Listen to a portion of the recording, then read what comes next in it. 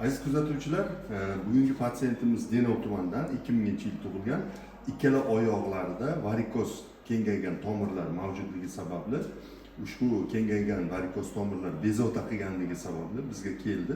Biz hozir lazerli operatsiyaga kirityapmiz. Lazerli operatsiya qilganimizdan keyin sizlarga natijamizni ko'rsatamiz. Aziz kuzatuvchilar, mana hozir varikoz kasalligini lazer bilan davolayapmiz. Lazer yordamida endovenoz lazerli obliteratsiya degan operatsiyani bajaryapmiz. Ya'ni o'sha ishlamayotgan varikoz tomirini ichidan lazer bilan yopish jarayoni ketyapti. Ichidan kuydirib, yopish ketyapti.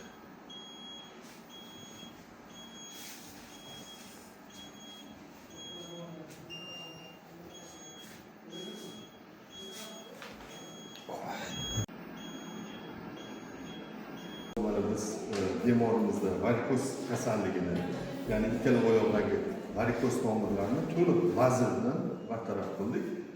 Hech qanaqa kesmalarsiz, hech qanaqa choklarsiz, og'riqsiz buni bartaraf qilindi. Bemor mana operatsiyadan keyin bemalol o'zi yurib, uyiga keta oladi. Operatsiya yo'qmi? Yaxshi bo'ldimi? Yaxshi bo'lmasa, keyingi tavsiyalarga amal qilasiz. Bizni kuzatishda davom etinglar, biz sizlarga natijalarimizni ko'rsatib qolamiz.